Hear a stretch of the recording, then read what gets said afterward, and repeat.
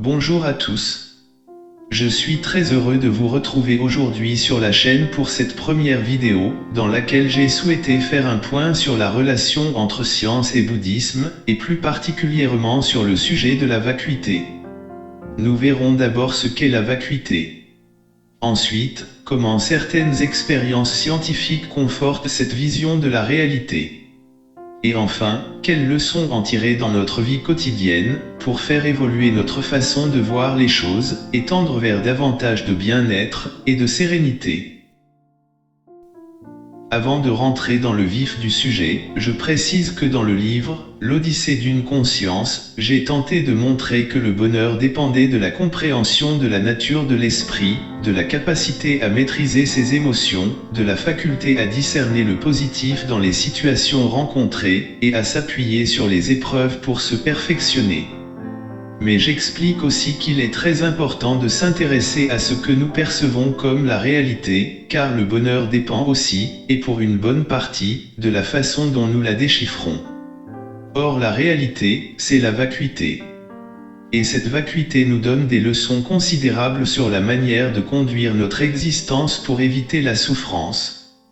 C'est ce que nous allons voir ensemble, dans cette vidéo.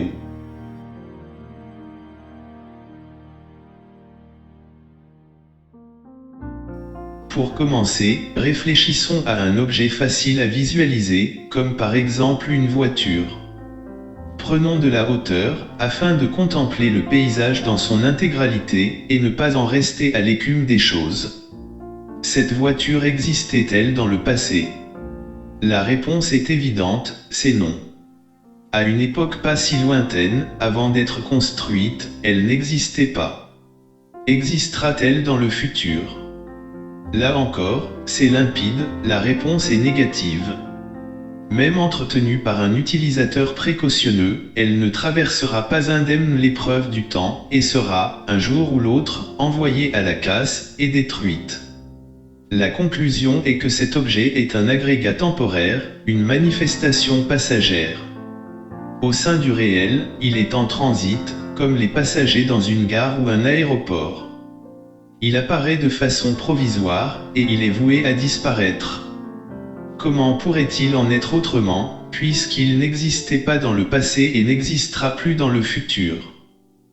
Cette voiture est comme tout ce qui nous entoure, elle n'existe pas de façon solide, au sens autonome, permanent et invariable. Elle n'est pas autonome, car elle s'inscrit dans le prolongement d'une infinité de causes.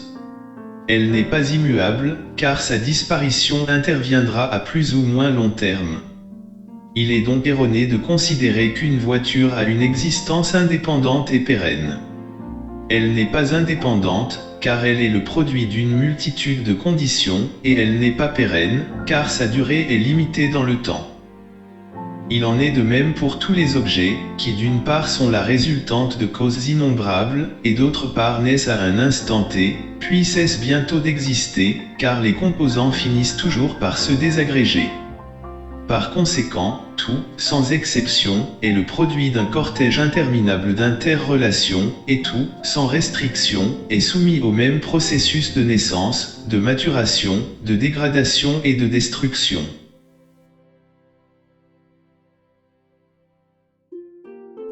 Cela signifie que tout change à chaque seconde, et que la seule chose dont on puisse considérer qu'elle ne change jamais, c'est le changement lui-même, qui reste omniprésent.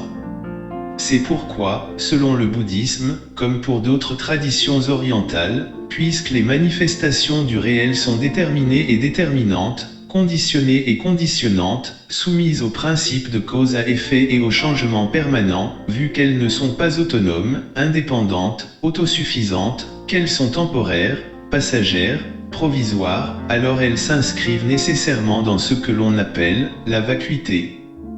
Nous allons voir ci-après plus en détail ce qu'il faut comprendre derrière ce terme.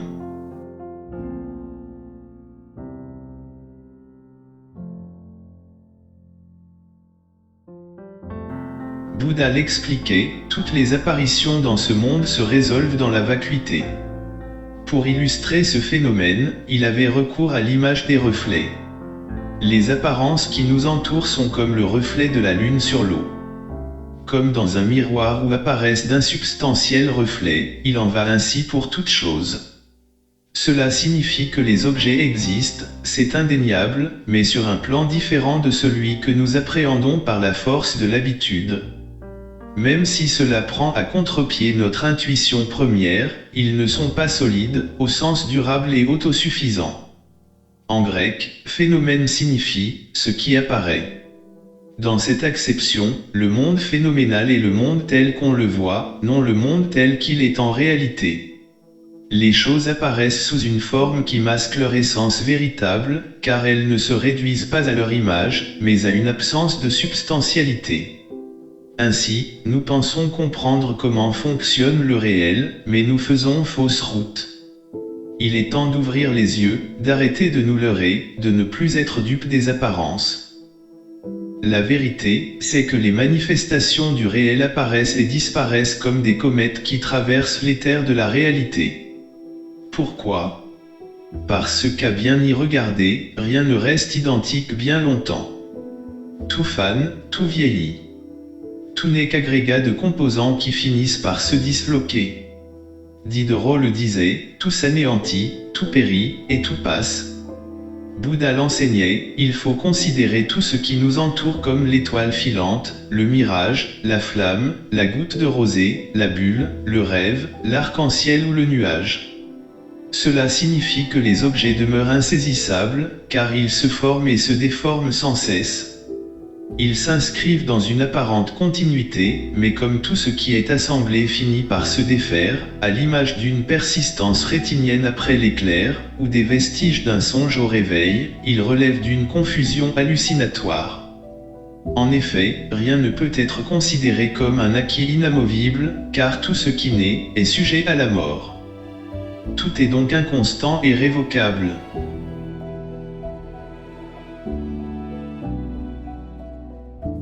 Ce principe de production et de cessation est universel et omniprésent. Il gouverne l'intégralité de l'univers et l'ensemble du vivant, car rien ni personne ne possède une réalité close et définitive. L'apparition d'un objet, ou d'un être, implique d'un côté la causalité et la dépendance, de l'autre, la détérioration et l'extinction. Rien ne peut être exempté de ce schéma, car le réel s'imbrique dans un jeu d'inter-relations dynamiques entre la contingence, l'altération, et la disparition.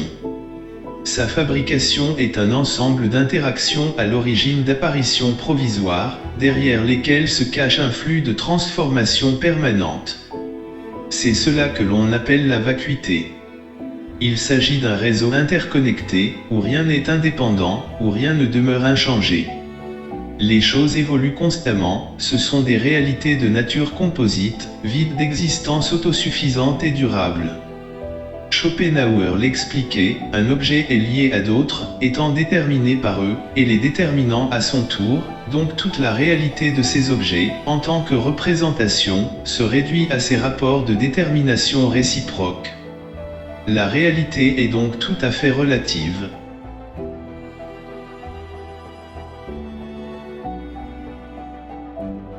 Ce qu'il faut réaliser, c'est que si tout est représentation, déterminisme, réciprocité, alors tout est relatif, tout est vacuité.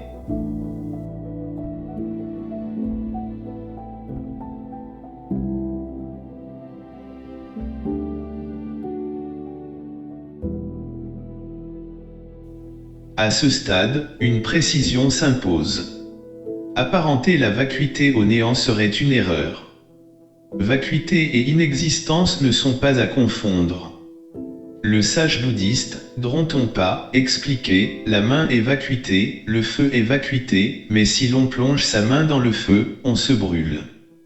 Il ne s'agit donc pas d'affirmer que rien n'existe, mais de comprendre que les choses n'existent pas au sens où nous l'entendons d'ordinaire, pas comme nous l'imaginons communément.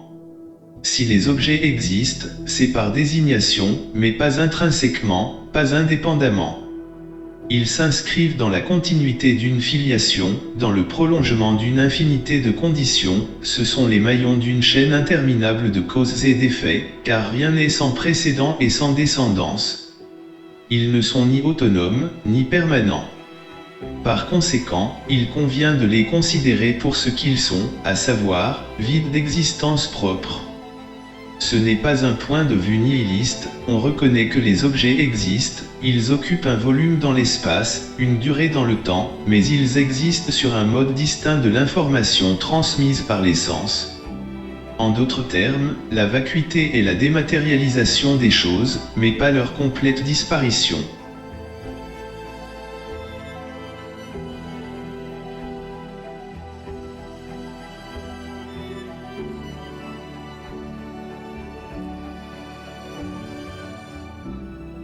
Cette vacuité est conforme aux observations scientifiques. Elle concorde avec les découvertes récentes dans le domaine des particules élémentaires. En effet, la recherche montre que les atomes se composent à 99% de vide.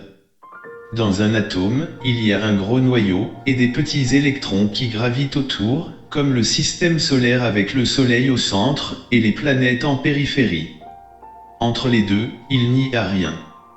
L'astrophysicien, Trinh Xuan Xuan, mentionne cet ordre de grandeur, la part du plein par rapport au vide dans un atome, équivaut à une bille dans un stade d'1 kilomètre de long sur 1 kilomètre de large, à un grain de riz par rapport à un terrain de football, ou à un ballon par rapport à la surface de la ville de Paris.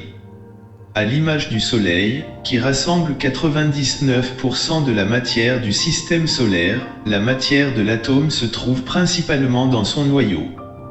Or, si la taille des atomes se résumait à celle des noyaux, l'ensemble des atomes qui constituent notre planète tiendrait dans une sphère d'une centaine de mètres de rayon.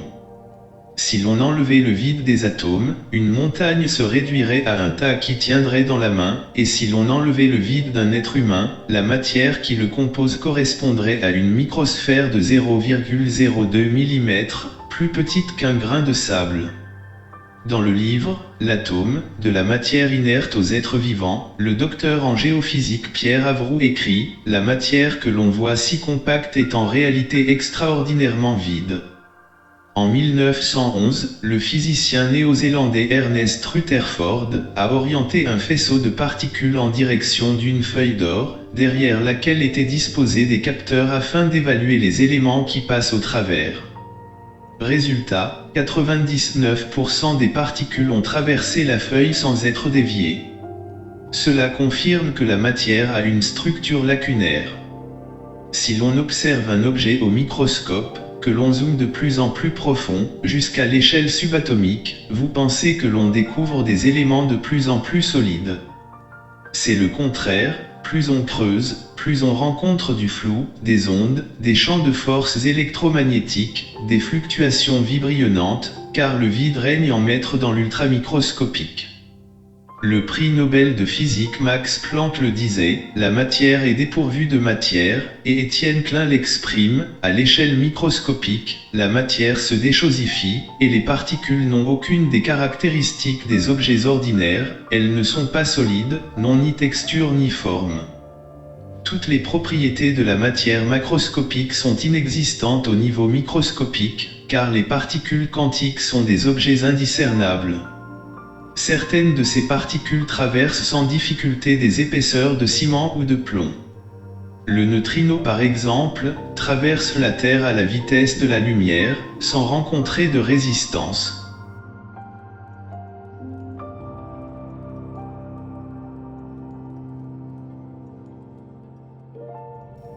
Partant de ces constats, quelle valeur attribuer aux objets, étant donné qu'ils sont constitués de vide ? La valeur des choses n'est autre que celle que nous leur conférons, elle dépend de la place qu'elles occupent dans le classement de nos considérations personnelles. Un verset du canon bouddhiste l'illustre ainsi, une femme est un objet de désir pour l'amoureux, un sujet de distraction pour le moine, ou un bon repas pour le loup. 3 manières de considérer une seule et même entité. Bouddha remarquait que pour l'homme de la ville, un excrément est une salissure dont il faut se débarrasser, alors que pour l'agriculteur, c'est un engrais précieux à récupérer pour l'épandre dans ses cultures.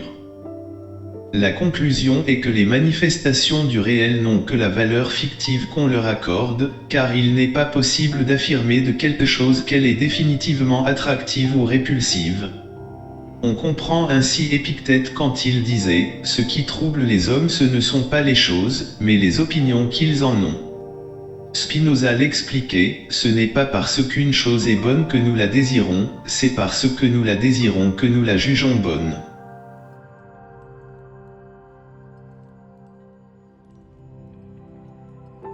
Or si l'on sait repositionner les objets, les expériences, les événements à leur place dans l'échelle de nos valeurs, de nos besoins, de nos considérations, à l'aune de leur précarité, on est en mesure de contenir les envies débridées et les impatiences malplaisantes, qui génèrent le manque et l'insatisfaction.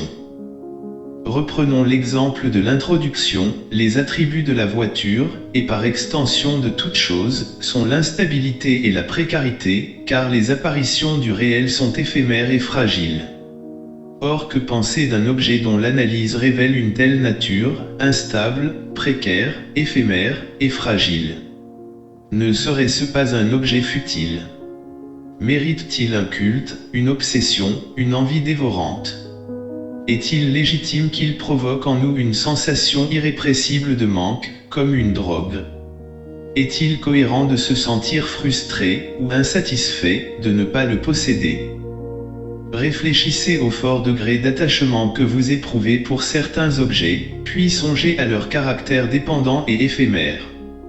Ces apparitions sont des entités temporaires, des unités passagères, des manifestations transitoires irrémédiablement vouées à disparaître. Par conséquent, vous vous attachez à des éléments dont l'étude montre qu'ils sont impermanents, précaires et périssables. Cela traduit un rapport d'attachement biaisé, car si les éclosions du réel sont interdépendantes, momentanées et réversibles, vouer sa vie à les convoiter est absurde.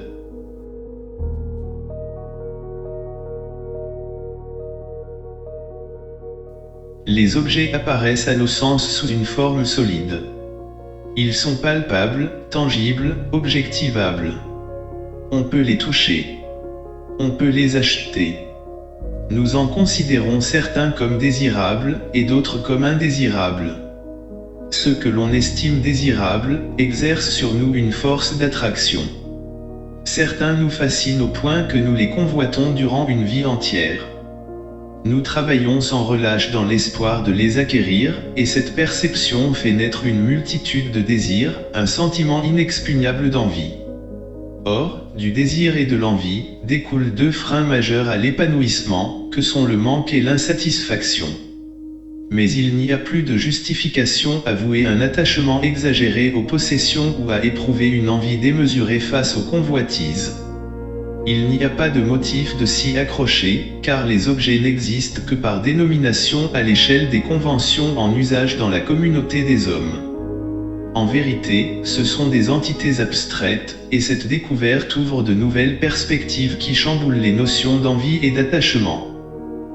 Ce déchiffrement du réel, cette compréhension neuve, cette grille de lecture inédite, influence notre perception de ce qui est attrayant ou rebutant. Cela modifie nos modes d'attachement et de détachement, nos sensations d'attrait et de répulsion. Dans le prolongement, certaines choses qui auparavant nous attiraient, nous laissent désormais indifférents. Des projets qui nous tenaient à cœur, ne revêtent finalement plus un si grand intérêt.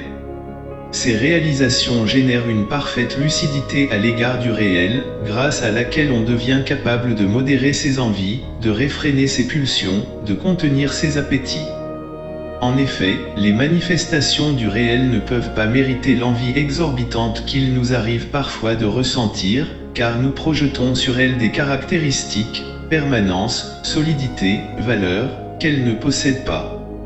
Cette distorsion trouve sa source dans la vision déformée par le désir, qui biaise l'interprétation et altère l'objectivité.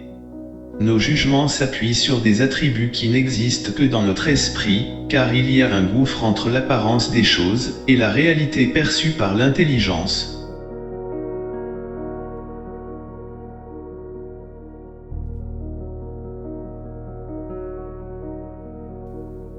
Si l'origine de toute chose est conditionnée, puisque la destinée de tout ce qui existe est la désagrégation, alors rien ne peut être considéré comme une entité en soi. Le philosophe de l'Antiquité Héraclite le traduisait en ces termes: on ne se baigne jamais deux fois dans le même fleuve. Cela signifie que le monde est en perpétuel mouvement, que l'environnement est en transformation permanente. Si l'univers est un écoulement continu de croissance, de construction, de dégénérescence et de destruction, vu que tout ce qui croît finit par flétrir, que rien ne dure, comme chaque objet et chaque être finissent par tomber en déréliction et par mourir, alors tout s'efface comme les traces de nos pas sur le sable. Le temps anéantit tout, sans exception. Réalisons-nous que notre planète, si solide sous nos pieds, n'a pas toujours existé, et que viendra un jour où elle n'existera plus. Même le soleil ne brûlera pas éternellement. Bouddha l'expliquait, il est dans la nature de tout ce qui a pris forme de se dissoudre à nouveau. Ce qui fut grand est appelé à devenir poussière et la ruine est la fin de tout édifice. Cette vérité sur l'impermanence fait que les objets ne méritent pas d'envie oppressante. Marc Aurèle le disait, dans ce flot qui ne connaît nul repos, à quel objet ainsi précipité, l'homme pourrait-il attacher quelque valeur? Ce serait comme de tomber amoureux d'une hirondelle qui passe dans le ciel, mais qui déjà disparaît à la vue.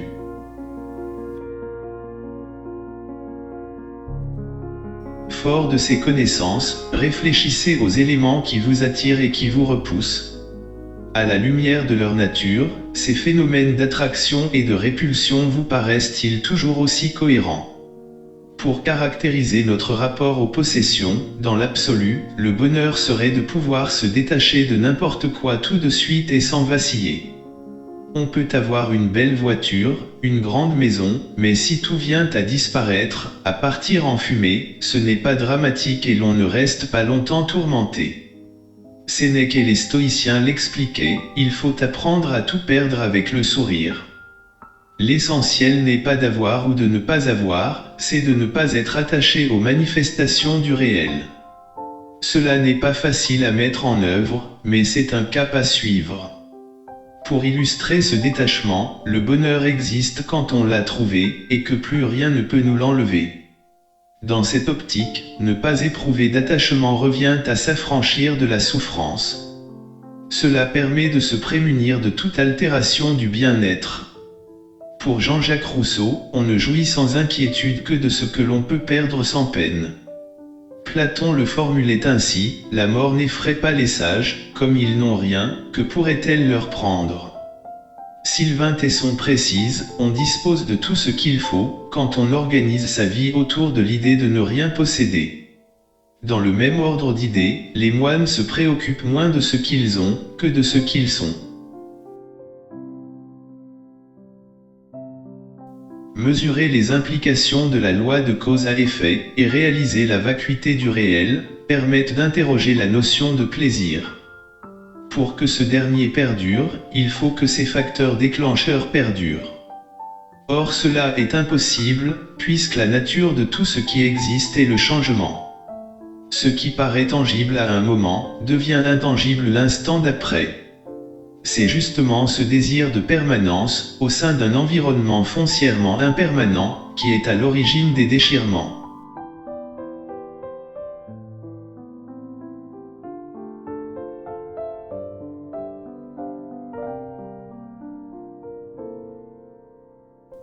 Réfréner ses impatiences permet de demeurer sans envie et sans attachement.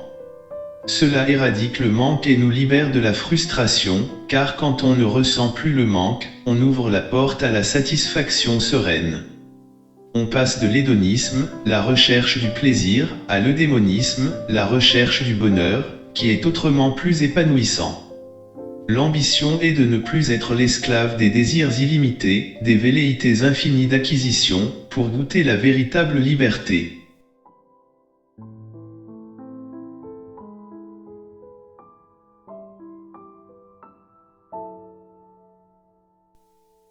Entendons-nous bien. On peut rechercher les plaisirs, ce n'est pas interdit. Il ne s'agit pas de s'installer dans des conditions spartiates, de viser la précarité, le dénuement, la frugalité extrême, de revenir à la bougie, aux cavernes, ou de respecter scrupuleusement des règles monastiques. Mais il faut les vivre avec une forme de détachement. Acquiescer à la vie et au réel tels qu'ils sont, sans sophistication excessive, ce n'est pas s'abstenir d'avoir des plaisirs dans un quotidien aseptisé. Cela ne signifie pas évoluer dans la pauvreté, mais dans la sobriété. Mathieu Ricard précise, le dépouillement ne consiste pas à se mettre dans une situation misérable, mais à se débarrasser des tracas inutiles associés au superflu.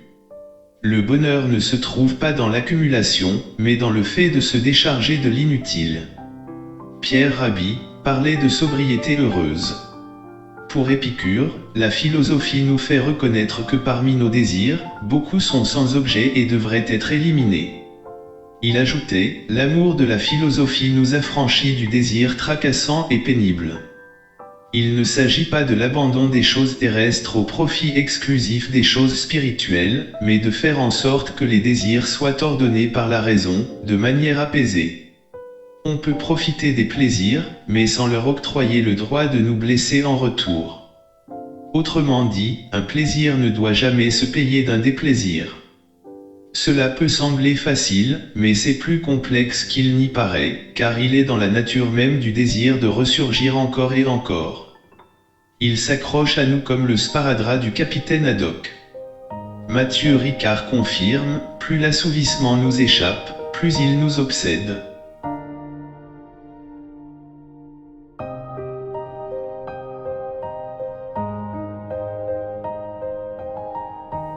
Il est possible de poursuivre ses ambitions, ou d'être intéressé par un objet qui nous ferait plaisir, mais dans une perspective lucide. Si notre souhait ne se réalise pas, ce ne sera pas préjudiciable au bonheur, car on peut être heureux sans accomplir tout ce à quoi on aspire et sans posséder tout ce que l'on convoite. André Comte-Sponville l'exprime ainsi, parce qu'il est pleinement heureux, rien ne manque au sage, et parce que rien ne lui manque, il est pleinement heureux. Quand j'aperçois une belle voiture, je suis enchanté de la contempler, c'est une chance de regarder un objet aussi beau, mais je ne détecte pas la moindre trace d'amertume dans mon courant de conscience à l'idée de ne jamais la posséder. J'embrasse une perspective distanciée, et je réalise sa superficialité, son caractère illusoire, ce qui me permet de la regarder comme un paysage. On ne le possède certes pas, mais on peut l'apprécier. Quand on est convaincu qu'il n'est pas nécessaire d'avoir plus pour être heureux, quand la première réaction par rapport à ce qui nous attire n'est plus l'envie, mais la lucidité sur la nature véritable des choses, alors la jalousie et l'avidité disparaissent, plus rien ne vient altérer la joie de vivre, car quand on se possède, on n'a plus besoin de posséder. Il faut toujours se poser la question, en as-tu vraiment besoin, en gardant à l'esprit que les objets dont on a le moins besoin sont ceux qui nous charment le plus, car ils disposent du plus grand pouvoir fascinateur et hypnotique.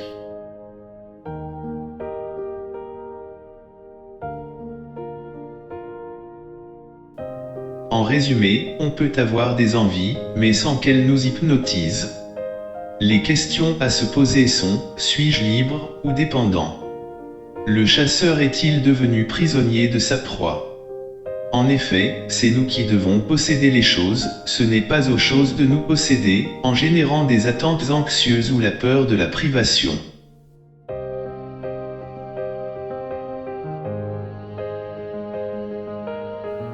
Au final, ne vous contentez pas de percevoir la notion de vacuité sur le plan doctrinal.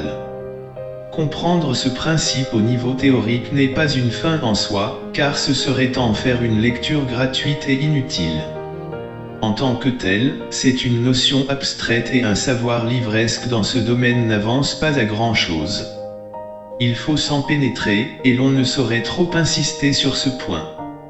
Comprendre le mécanisme d'un vélo, ce n'est pas pédaler soi-même. Lire un ouvrage sur le Pérou, ce n'est pas s'y rendre. De la même façon, réaliser la vacuité seulement sur le plan intellectuel, revient à s'arrêter au milieu du gué. Si l'on n'en tire pas la substantifique moelle, ce concept restera lettre morte. Il faut en vivre les implications au cœur de sa vie quotidienne. Tout l'enjeu, tout l'intérêt, c'est d'en tenir compte pour faire évoluer son mode de vie qui doit s'en trouver transformé. En effet, ce n'est pas parce que vous jugez le réel solide qu'il l'est. Ce n'est pas parce que vous considérez un objet désirable qu'il l'est. Conduire des analyses fines peut démontrer le contraire de ce que l'on pensait initialement. Si rien n'est fixe, si rien n'est indestructible, si rien n'existe pour toujours, alors tout est fluctuant, tout est soumis à variation perpétuelle. Si tout s'agrège et se désintègre sans cesse, le statut définitif que l'on peut attribuer aux choses est la précarité. Si les objets sont précaires et dénués d'existence propre, cela provoque l'effondrement de l'avidité, de la cupidité et de la jalousie.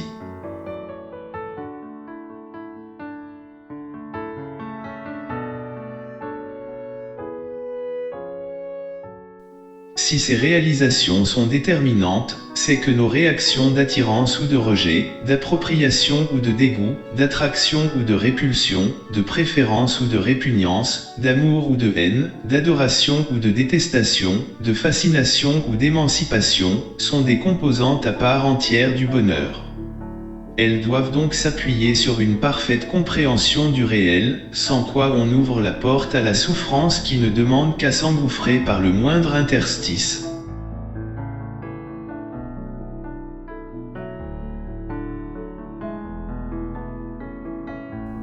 Ce travail de dissipation des voiles de l'ignorance est essentiel, afin de réaliser que les objets sont en mobilité constante, que toute chose est mouvante par nature, qu'aucun principe de permanence, de stabilité ou d'autonomie n'anime notre environnement. Tout vient et tout repart. Tout n'est qu'agrégat d'éléments fugitifs. Rien ne se suffit à lui-même, rien n'est distinct. Tout paraît par l'intermédiaire de causes et de conditions, c'est pourquoi tout est vacuité.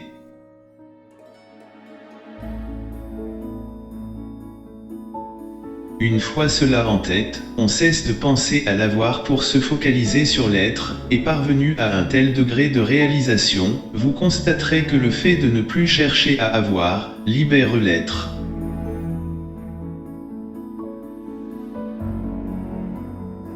Ne limitez plus votre horizon intellectuel, afin de ne pas vous laisser emprisonner dans de fausses évidences. On s'appuie sur des données incorrectes pour interpréter le monde, déchiffrer le réel, et conduire son existence. On divise nos désirs entre ce que l'on estime à tort désirable, et ce que l'on juge maladroitement indésirable. Ces réalisations permettent de mesurer l'absurdité des ambitions stériles, et l'aberration de l'avidité, de la convoitise ou de la jalousie.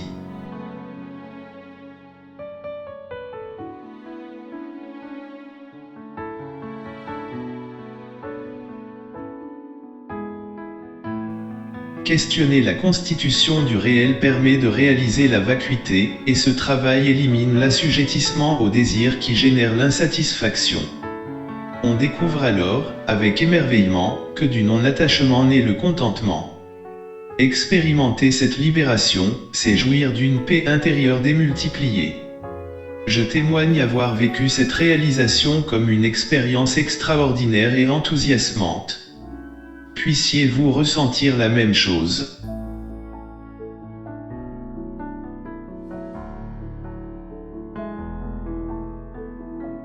Merci pour votre attention, n'hésitez pas à laisser un commentaire, et je vous répondrai dès que possible. N'hésitez pas aussi à me faire savoir si vous souhaitez que soient abordés d'autres thèmes en particulier, à l'occasion d'une prochaine vidéo.